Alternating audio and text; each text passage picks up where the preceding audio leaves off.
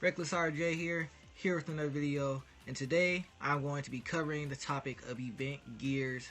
I'm going to try and cover one specifically about the event gears per week, discussing which items are really worth pushing for, and which ones are a little less than be desired, and which ones I kind of feel like are middle of the road. I'm going to use the terms leave if it should stay at 3, at least according to my opinion, 4 if it's a bump, and then 5 max. So starting with this helmet here, I felt that this was a leave helmet, and here's what I was thinking when I was seeing it. I was looking at the word tags, and they weren't exactly that impressive, but then the shot attack is not going to go that well. I'm going to try and post a picture of the max value of that shot attack, and even though nobody would probably max this all the way out to get the most out of it, it's just not all that good. The Vulcan isn't good either. Moving on to the body, I was really intrigued by it at first because of the part trait, but then I realized first that it's an ace skill, so you have to try and control something that you can't control if your enemy's gonna have an ace tag. Then it's a flat rate, so it's not a percentage. The tags aren't all that good. The defense is good though. I'll give it that. The defense is good. So the commander and ace tags on this, I like the tags on this, but I don't like the X skills, and I'm not a fan of the stats in general. They're very weak. So in my opinion, the last 3 items, they're all leaves, and I would say the arms I would still keep around just in case, mainly because I like those tags. But I feel like the only way you're going to use these couple of pieces are if you're kind of plug and play, putting it with something else, probably mixed with the tall geese or something to that effect. So the legs, I really do like the legs. Stats, you don't really get as much from the legs anyways. Most of your stats are probably going to come from your head, the arms, and then your weapons. So the legs, body don't mean as much. Mainly going to look at the part traits for that and the tags. And the part trait for this isn't really all that good for me, but the tags are. But I still would leave it. You don't need to upgrade it to get tags. So I'll pass on that one. I'll leave it. So the back, I do like the tags. It has commander and for space. There's a couple of people that use that stuff. If you have the right kit, you can definitely use this for a back. Again, it's relying on the part trait where the enemy has to have an ace tag, and that's kind of not as valuable to me, but it's better than the body because at least it has a percentage on it.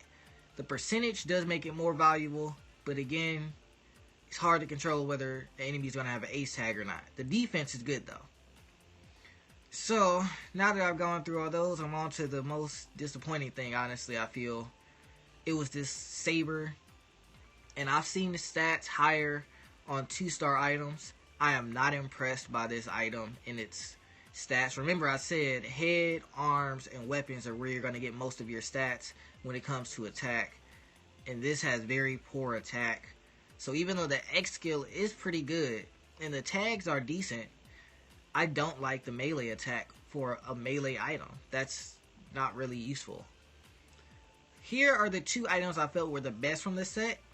And the melee rifle, I like the tags, and I like the part trait, and I love the stats. So when it comes to the stats, it's about 2.6 when it comes, 2.6 thousand when it comes to the shot attack maxed out. I can't say if I would max this, but it's definitely worth a bump. I did bump it. If you're going to max it, I would say it's only worth maxing it in 3 setups. If it's in Outfighter, in a mid shooter, or a long shooter. And I say that because when it comes to these are the ones that you can put beam items on. So like if you have an Outfighter, you're going to get use of the gun, and at the same time you can have a bunch of beam melee X skill abilities that would help out. Or if you're a mid shooter, you're using the gun all the time, or a long shooter using the gun all the time, and you can have beam specials from your arms, your arms, your back, your chest, and your head. So there's options to get the most out of that. That part trait is really valuable to me. So this one is a solid bump. I wouldn't say max, I would say bump. And because of that, the reason is it's the same stats and the same tags as the rifle, the beam rifle. So it comes down to X skill versus part trait. And I feel like the rifle was a bit better, but the bazooka is still pretty good as well. I can't say that I would max it. I don't see any situation where I max it, but I've talked to a couple of people that said that they would max it. So it's kind of up to you depending on what you're trying to do. But for my main, I would not max this at any circumstance. But maybe for a minion, I would. Maybe. I would max the other item, the rifle, if I was an outfighter on my main account. I mean, on my main Gunpla, I would.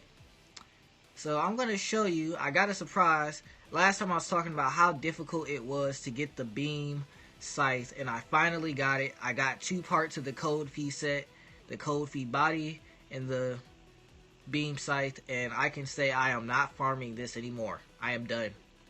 Took 22 levels to get both pieces. I am very good now. So just showing it off. Follow me on Discord and everywhere else. I got the page below.